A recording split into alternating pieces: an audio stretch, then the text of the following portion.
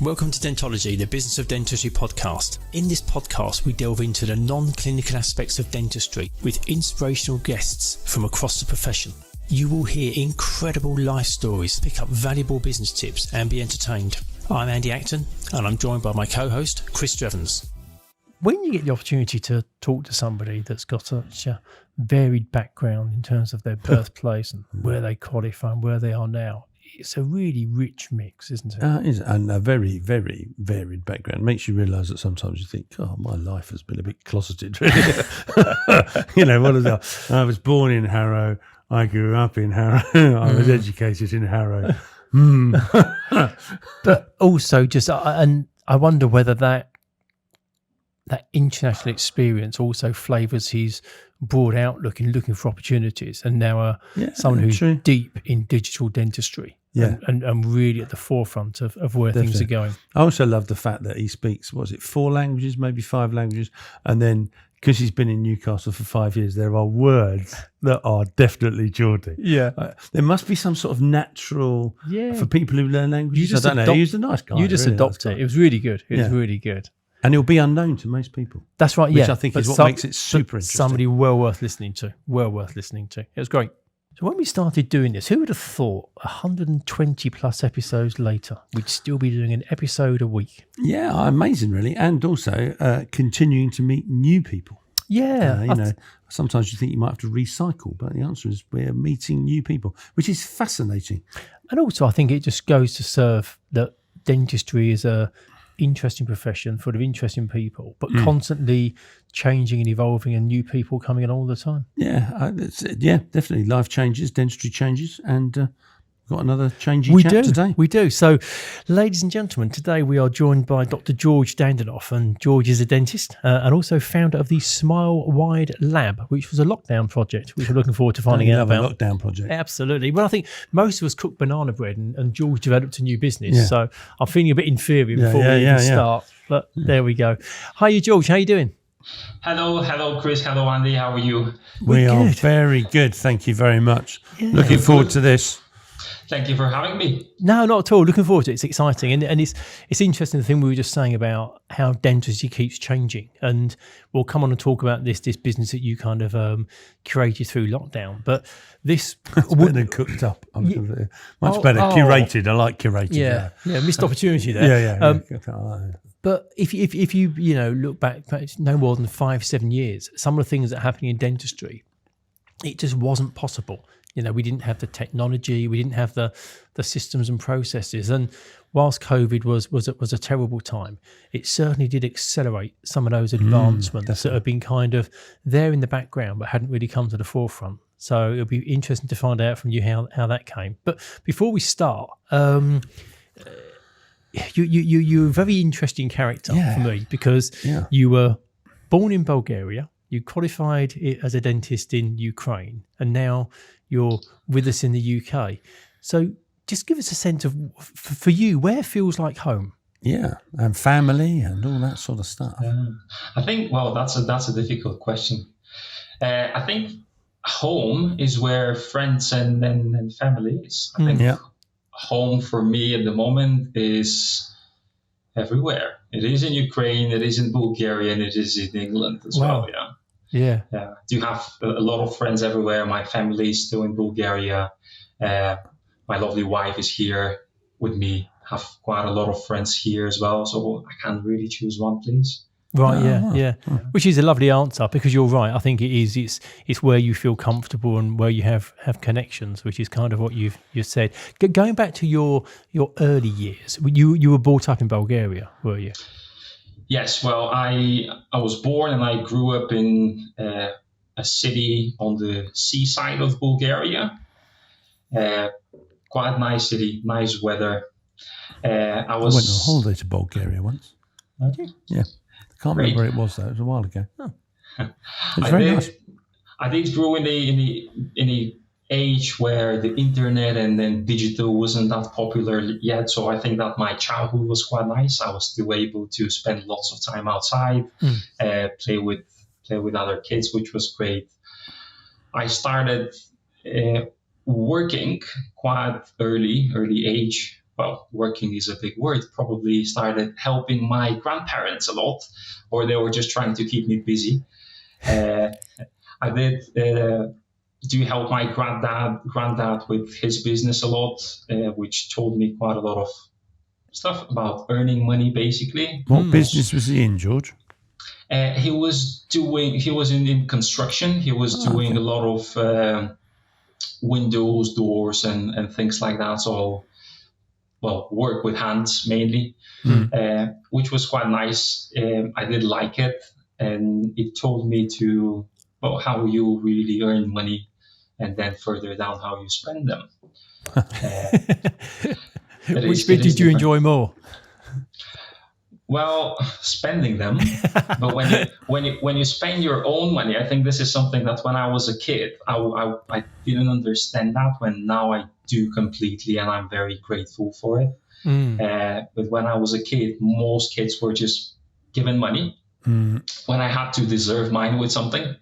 So it was either grades or some help, and this is the money you spent. So the money the way you spend the money you've earned is a bit different than I think you're right. I think you do value things very differently. Ownership, if something's isn't just given to you, there isn't the same value. But that's a great lesson to learn quite young in life, isn't it? That if you work for something, you don't want to frit it away. You don't want to spend that money with no real purpose. Well, that never stopped me to spend them with no real purpose, but it does teach you a lot of things. I didn't understand that when I was a kid, but I'm really, really grateful for it now. It helped a lot, especially during students' years. It was helpful. Was it your grandfather's business? Did he own the business? Yes. Right. So you got some kind of insight to what it requires to be a business owner and an entrepreneur quite young too. Well, I think so. Yes, it was. Well, it was. He was a very hardworking person, and I think this is the main lesson I got from that age. Right. Working hard. It's amazing that impact, isn't it, that family has on us. We don't even know it at the time, but No, impacts. but great lessons to learn young. When did you decide that dentistry was for you? Was that quite a young age or a knee-jerk reaction? Well, this was in high school. In high school, my last grade in last 2 years in high school. This is when I decided that I want to become a volunteer in Red Cross, which is when I actually met so many people that are into medicine and dentistry field, and so many people that are at the moment already in the field. I think this is when I found out that I like helping people, and I like that kind of help. I like medicine and dentistry. This is when I was certain that this will be the thing that I'll be doing, and I'm happy to do it until the rest of my life. This is the job. Wow. But we're sort of jumping forward quite a way here. But then when you qualified, you didn't go into you didn't see that delivering dentistry via the Red Cross was something for your future. It was just something that got you interested in the first instance. Yes, well, I was at the very beginning. I was still not certain that dentistry is what I would like to do. It was definitely medicine and dentistry. I love them both. Right. We do have family friends who, well, the whole families that are dentists, and they helped with that choice. I still wasn't sure during the first year. So the first year I was still thinking of maybe switching to medicine, as when I see how the studies go and everything, if I like it, and fortunately I did, and this is how it happened. So how did you end up going to Ukraine? Did you study in Ukraine? Yeah, qualified dentist in Ukraine, didn't you? I did. So how was that sort of like? Oh, I'll just go somewhere else. Well, I think so when after 7th grade in school, we do have exams there, and I was lucky enough to get in a quite good high school where I was able to learn 2 languages. Well, I thought I knew them, and after that I understood I don't know them very well. But after 12th grade, I wanted to come to UK. I did wanted to come to UK. However, my parents weren't able to afford the cost of dentistry school here. What the education, because it's really expensive, isn't it, for overseas residents, I think, yeah. And the other option, I didn't want to stay in Bulgaria. I wanted to explore. I wanted to learn new things, meet new people. And this is how I choose Ukraine. Wow. Excellent. I mean, could you have gone elsewhere? I mean, was it price or was it the fact of, I quite fancy Ukraine? I mean, I'm intrigued as to, because I presume you could have gone anywhere, really. Well, I could. It was mostly the language, because I knew Russian from high school, right? And I told that it will be easier for me to study in it. So I studied in Russian for 2 years, and then I decided that I will switch to English. Right. But yeah, I think it was mostly cost and language. Really. Right. Wow. Yeah. And when was this, George? When did you do your studies in Ukraine? It was 2013. This is when I started. Oh, wow. 2018, right. I graduated. Yeah, so it's when everything started in Ukraine. This is when I just moved. So that was Crimea. That was time. And what was your? I mean, it's obviously made the news a lot in the past kind of year 18 months with what's happening and continues to happen out there at the moment. But what was your experience like out there when you were studying? Well, I loved it. So many people. I didn't feel that there is so many, from a political point of view, what was going on. It wasn't that. We couldn't feel it there. I was in the other part of Ukraine, close to Poland. Right. Okay. It was normal. It was normal at that part of the years. Yeah. I think one thing the war has done is it's definitely made the West realise how important Ukraine is. I don't think anybody had an idea of raw materials. Yeah, what was it, microchips or sunflower oil or grain or whatever. And I think that I'm assuming, and I'm one of those people, we were just ignorant of the size of Ukraine for a start and what it actually produces. Vast, Amazing. And what was your dental school experience like? Is it a very hands-on course? Did you come out with lots of clinical experience? Is it quite theoretically based? In the UK, for context, we talk to dentists of different ages, and dentists that kind of qualified 20 years ago talk about the huge amount of clinical experience they got whilst at dental school, and they came out feeling very well equipped to treat patients. And lots of the younger dentists today talk about there's quite a lot of administration, risk assessment, and making notes. And kind of the paper side of dentistry, and they don't probably feel they have as much clinical experience as they'd like. Yes, absolutely. I totally agree. It was same in my university. Most of we left the university very well prepared from the theoretical point of view, diagnostics, treatment planning, not that much in practical. Right. But yeah, I guess this is everywhere. And this is why you have your foundation here after that, I guess. But yeah, when I was in university, I did really want to have these clinical experience. I was nursing quite a lot when I was in university. After uni, I did even in third grade in university. I bought my phantom head, my handpieces, and everything I needed at home. So I had my phantom class at home. Cool. I bet that scared your friends when they came round. Which was quite helpful, and I do think that this is a huge benefit, and having access to that, it's great. It does help you to learn the theory better and easier when you do have much more practice. And does your training finish the same as in the UK, where students kind of graduate into a foundation place in a practice where they apply their practical skills? Was that the same in Ukraine? It was, yes. I did so usually in Ukraine you have to pass 2 years of internship after that. So the foundation there is 2 years instead of 1. but I was able to do that on my 4th and 5th grade in university. So I was working with dentists already. Wow. And then when I graduated, I didn't have to go through all of that. I did come to UK straight away. Is it state funded? I mean, I have no idea about the Ukrainian dental system. Is there is it a bit like the UK, funded by the state and then private, or is it all funded by the state? Because you sort of think maybe there's some Soviet hangovers or something. I don't know. I think it's all. I think it's funded by the state and private as well. Right. So a similar combination to our setup. And you say that you qualified and you then came straight to the UK, did you? As soon as you qualified? Yes, that's right. So I did. When I graduated, I was very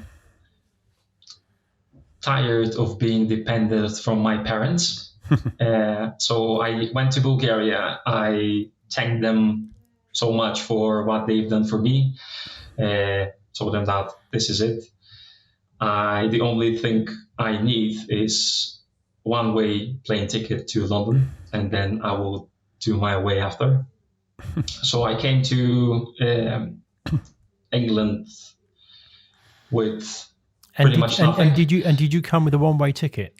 I came with one-way ticket. Did you have any? Did you come with any friends, George? That's confidence. Yes. So when in high school, quite a lot of my friends moved to England, and during my 2nd grade in university, I came to visit a friend of mine, which actually turned my life around quite much, because this is when I met my lovely wife, which I followed after that. So when I graduated, I came with one-way ticket, yes, and I was lucky enough to be able to find a job very quickly. And I had a place to stay. So this is how everything happened. Having a friendly person to meet you at the airport and when you're going to a new country must have felt truly wonderful that you weren't on your own. It is. It's a huge plus. Yeah. Especially you were a stalker to your wife.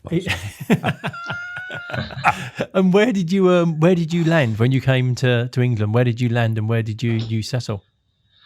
London. I landed to London, and we traveled to Newcastle the same day I was working. Oh, wow. The day after I was at work, my first shift at work was the day after I landed. You know there's nearer airports to Newcastle than London. I know. There were no tickets.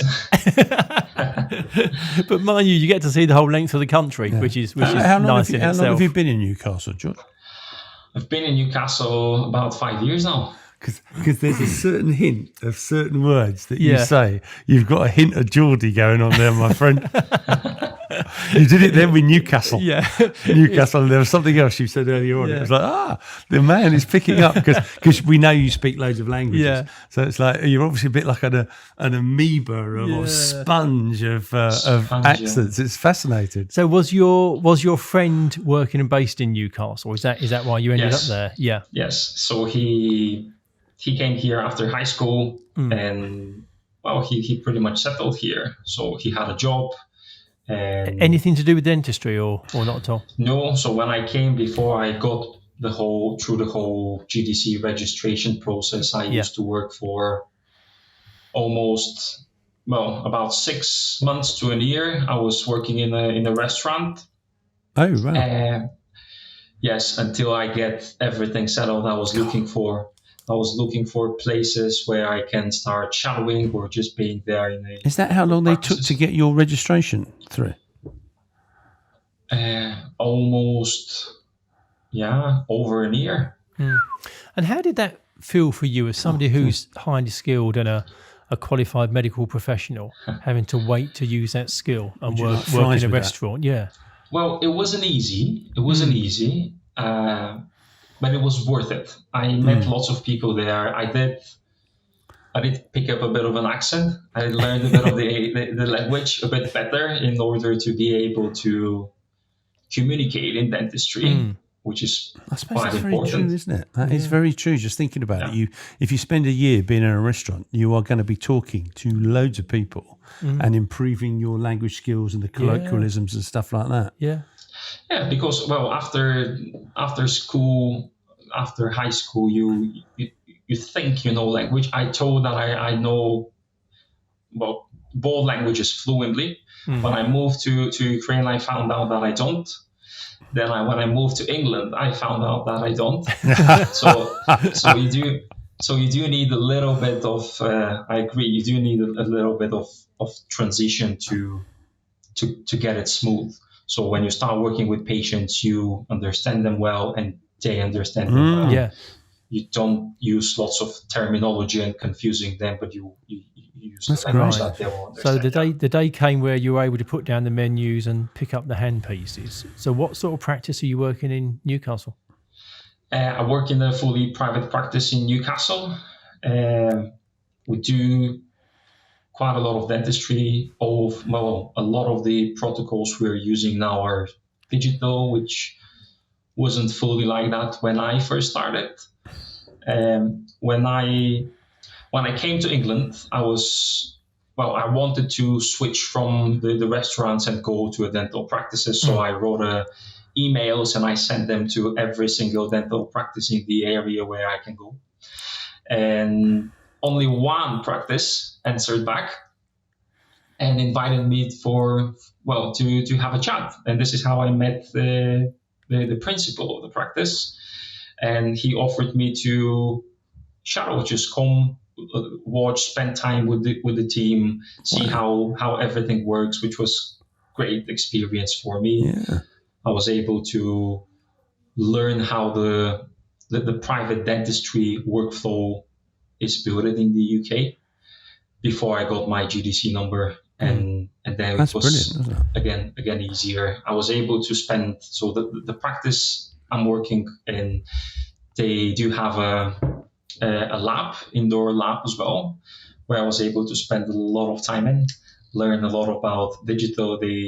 When I started working, they just bought their first software for orthodontic digital treatment plannings, Right. and we were still learning all of that. Wow. Which I loved it. I was there before work, after work, all the time, just to learn how it works.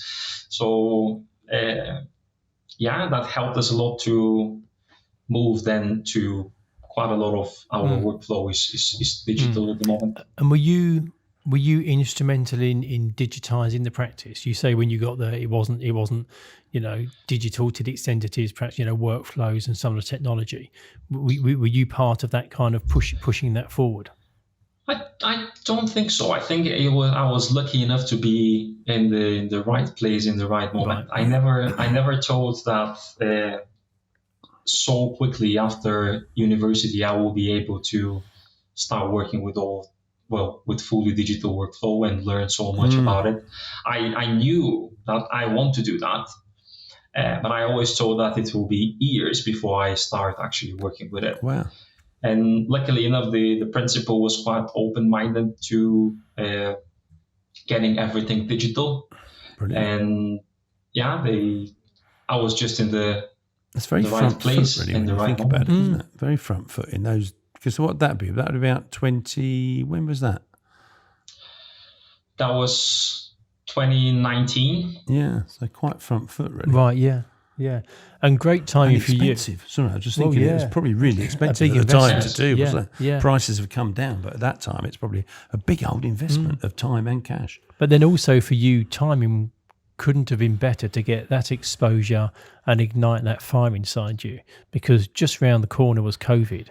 And then during COVID, you started Smile Wide Lab, which is a clear aligner treatment planning service for dentists. If you hadn't kind of connected with that practice at that time and possibly the downtime during COVID, not being able to work, it may be that didn't happen. And was that something that you saw as an opportunity in conjunction with the practice, or was it just something independently that you just saw as an opportunity? I think Smile Wide started when I was lucky enough to to go to digital so soon, and I had lots of friends who wanted to get involved into it. And this is when the idea came to be able to help young clinicians to actually start using the digital workflow, helping them with their plannings and reducing the amount of mistakes they do during the planning because of the digital workflow. So they can actually see what is possible, they can discuss that with patients, manage patient expectations, especially in the young age of dentistry. It is quite difficult to do, and digital dentistry helps with all of that. And in terms of the service that you offer, what are the benefits to clinicians in using that? I imagine it's not just a time-saving tool. There's other benefits as a result that come through that. I mean, what is it, I suppose, really? What actually is it? So what we do is we do help clinicians with their clear aligner treatment planning, clear aligner and fixed brace. We do a bit of prosthodontics as well, but we mainly specialize in ortho. What we do is we build up a team around a practice that wants to start manufacturing their own clear aligners. So we can help them to start printing. We can help with materials based on our experience, what works with us. We can help with manufacturing of them. We do help them with planning and the delivery of the aligner therapy. So when you do start with clear aligners, there are lots of questions like how you place attachments, how attachments work, what attachments to place when, how to do IPR, when we do it, and all these questions, which it's quite valuable. I think that I would really appreciate it if I had someone who could guide me through that whole workflow when I was starting.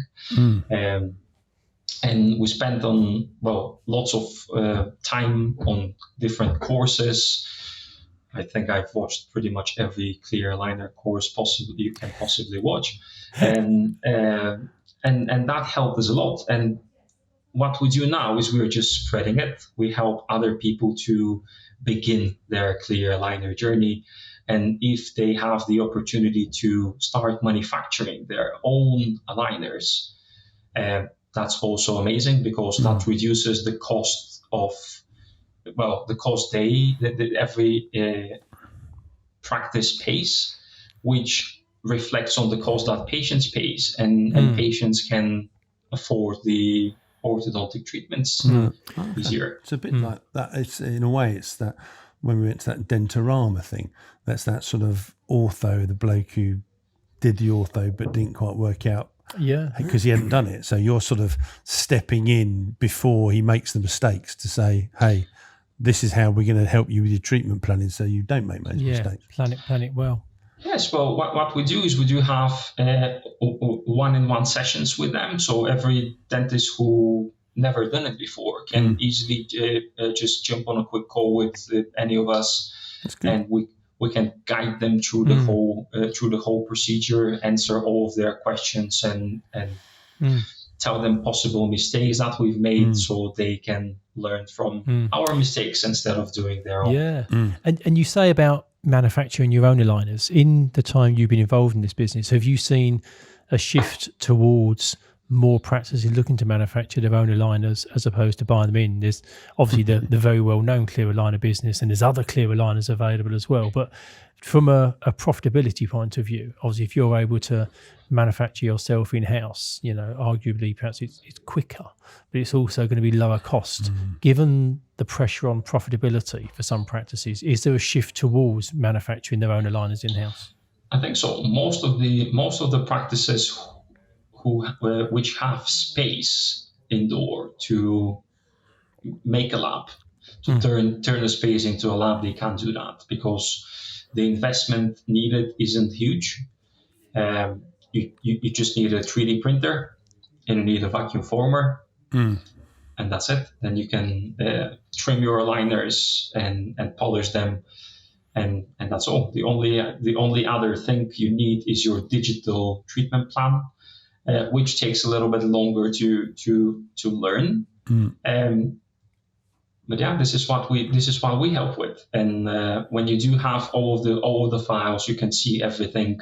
You can ask for help if you have any questions. It does make it makes the whole workflow that more comfort flexible. having someone over your shoulder must be great, mustn't it? Oh, yeah. It makes it much more flexible because there are patients who lose their aligners, they crack, or anything happens, and they need a new one. And if you are not able to manufacture it, and depending on which company you use for manufacturing, sometimes that could take weeks for the new aligners to come. Wow. And when you do have that in house, you make it in minutes. And I assume the practice you work in has service. this ability to produce them in house. Yes, yeah, we do our own clear aligners. Wow. Good. It's amazing, isn't it? You've probably only got to go back to 2018, 2019, or perhaps 2018, where that just wasn't a viable option. Whereas now that's kind of the future. And I mean, you're still relatively young in terms of the years you had ahead of you in dentistry, but in terms of the digital dentistry revolution that we're slap bang in the middle of, it's exploding. Where do you see it going in the future? Over the the perhaps next 5 years, but even further out. How do you see that digital dentistry is going to revolutionise the sector? I think digital dentistry is the present, really, and it will be the future. It will keep developing in all the aspects, not only orthodontics. We see now softwares that help with X-ray readings, softwares that help with notes taking. We do see lots of softwares that help us with prosthodontic treatment planning, orthodontic treatment planning as well. I do still think that analog dentistry has its place. However, in the next 5, 10, 15 years, the digital dentistry will keep develop and will probably become the new normal. Norm, yeah. And for someone who's keeping quite close to kind of tech generally, are there new innovations coming down the line that we don't even really know about yet? Is there some crazy things that are going to really turn dentistry on its head? I think artificial intelligence gets into it a lot, and that will probably start changing a lot. I do still trust people more than artificial intelligence, so I wouldn't, when that comes, because there are already some softwares and scanners who can quickly design you a crown or your setup for aligners. It will probably come to that point at some time, but it's not there yet. And I do still like to check everything myself before it goes to manufacturer and then to patient. Yeah. But is that just a matter of time? I'm thinking about something like Pearl, which kind of has the tagline kind of the second opinion, where cases have been put through Pearl and they found issues with the dentistry that weren't spotted by the dentist. Is it a case of, as the data starts to build and more data becomes available to these super machines, I think so. They'll get to a point when they'll almost be as good as humans? Yes, I do think so.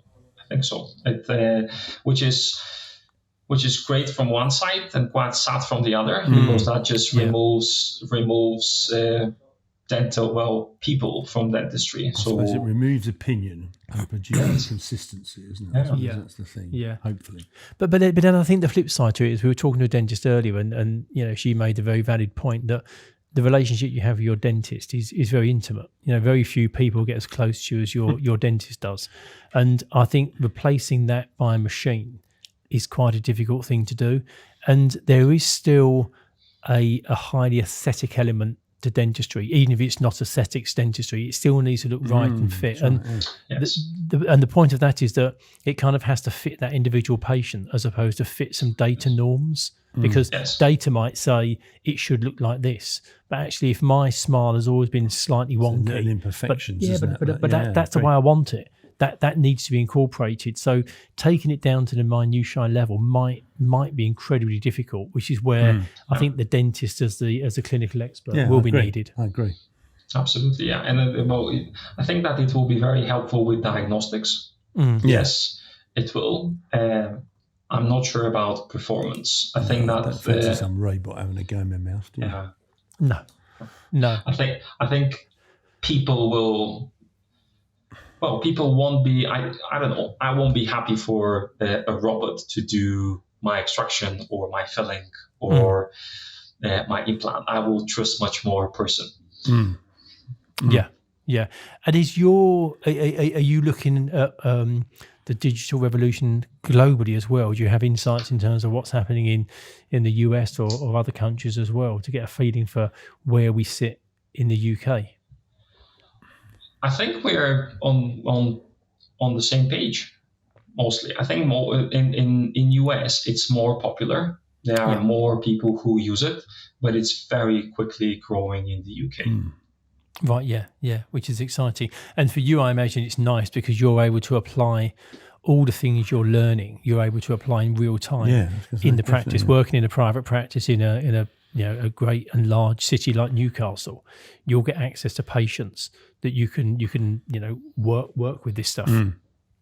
Yeah, it's amazing seeing the results and how the plan you do on the screen works in the mouth. It's brilliant. And the other thing, it helps you to study mistakes if there are any. So in clear aligner therapy, so not always when you fit the aligners, all of them work from the same time. Sometimes for some reasons they don't, and the digital workflow helps you to find out why it didn't, see where the mistake was done, see how much the teeth moved and where they stopped moving, and with the time that you just learn from these mistakes and you improve the process every day. And this is how we ended up here. I think when I was starting in the practice I'm working at the moment, 95% of the orthodontic patients were treated with fixed brace. Right. When now 90% of them are in clear aligners. That's a big shift. Massive. It is. Big shift. It is, because most of the people want, and this is not all of the patients, but a lot of the patients want to have straight teeth. They don't want to wear a brace. Yeah. Yeah, I think we've become quite a vain nation, and I think also, the money that Align have pushed into their brand Invisalign, it's become common language. People Absolutely. Now, they don't necessarily patients don't think of or talk about clear aligners. They talk about Invisalign because it's just become that word that's synonymous with clear braces, and it's great in many ways because it's educated a generation in terms of what's available. And I imagine your system as well, from a profitability point of view for the practices, it's a relatively low cost system to deliver to patients. So it's good for the financials of the practice as well. It is. It's great for the practices because they're flexible with everything. They are under control of every single step of the treatment of the patient. There are many other devices that the clinicians can use for monitoring the patients as well. So we work with dental monitoring as well. Oh, right. Yeah. Which is great additional help to your clear aligner therapy. It reduces the amount of ortho reviews significantly, and you do see the patients when they need to be seen. Yeah. Because they work with artificial intelligence as well. So when you do, when the software spots something, it tells you, and then this is when you see the patient instead of bringing them every couple of weeks for reviews. Which reduces the clinical time of all of the clinicians as well. And this way they can improve the quality of dental care they provide for their patients and reduce the time so they can actually help more people in the same time. But also, I think the environmental impact. We were talking to a hygienist, and she was saying that one of the biggest environmental impacts in dentistry is patients travelling to and from the practice. So by using some of the tools that dental monitoring have available, if that reduces the number of visits to the practice, from an environmental point of view, it's great. Save the planet. Because, well, yeah, I mean, travelling around, to and fro pollutes. Regardless of how you get around, unless you're walking or taking a bicycle, which most people don't, there's an impact on the planet. So by reducing that, it's good from an environmental point of view, and it adds to profitability. So it's definitely ticking all the boxes. Absolutely. The other plus from environmental point of view is that you don't need to store any of your lab work because you have it on a digital file. You do have it all on your computer, and you have access to it at every second. Paper, I suppose, that sort of stuff, isn't it? Yeah. Well, I mean, in a part of what we do, we value dental practices. Not so much now, but it used to be years ago. If you went to practices that were orthodontics, you'd have these brown boxes of models, and there'd be rooms. Sometimes in a large practice, you might have two rooms dedicated to these models. And you're right, now you're just looking at digital files, and you can pull that up. You can print a replacement aligner at a moment's notice, which has never been able to do that before. No, it's brilliant.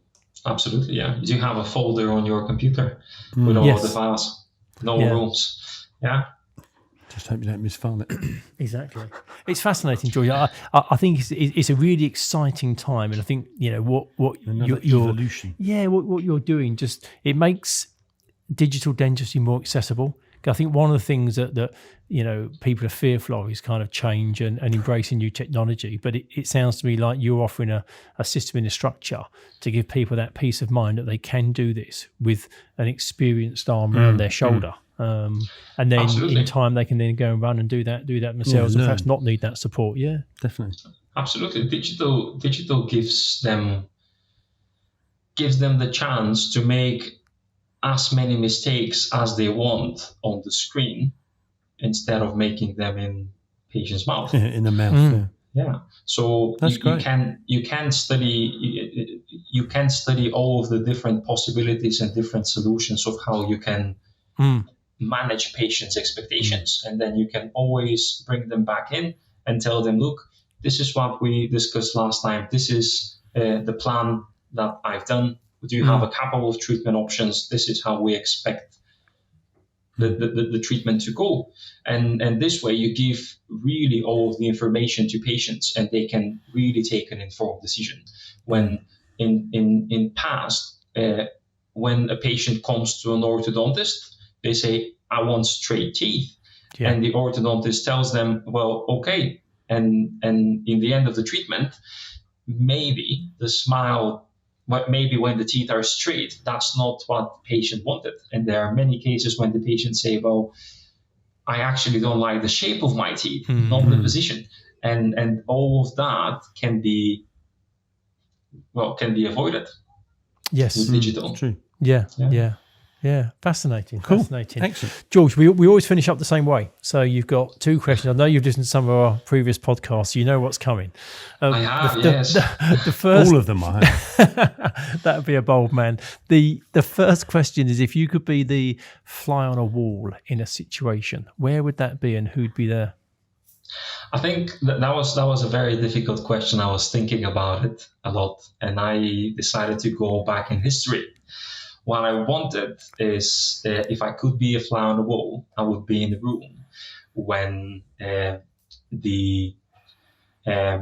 during the Second World War they broke the Nazis' code. They broke the code, and when they did that, what happened in that room? How did everybody react on that? That would be the emotion there, and then starting reading and understanding all of the notes that they're sending to each other. Right. Yeah. That would be fascinating. Yeah, fascinating. Do you know of Bletchley Park in England? I don't So know. it's quite near to Milton Keynes, but Bletchley Park is where they cracked the code. That was where they had the Enigma machine, and it's actually open. It's a visitor centre. So if you're interested in that, it's probably well worth a trip down there, and you get to see all the huts and all the buildings that were used and all the work that went on in the background to try and crack that code. But it'd be very interesting to see it on the other side of the fence, and that dawning realisation that they've no longer got the upper hand. Absolutely, yeah. That sounds like my next trip. Yeah, very good. Yeah, Bletchley Park, but fascinating place. And our follow-up question is, if you could meet somebody, if you were given the opportunity to sit down and have a cup of tea or a bottle of beer with somebody, who would that be? I think that person will be Jim Rohn.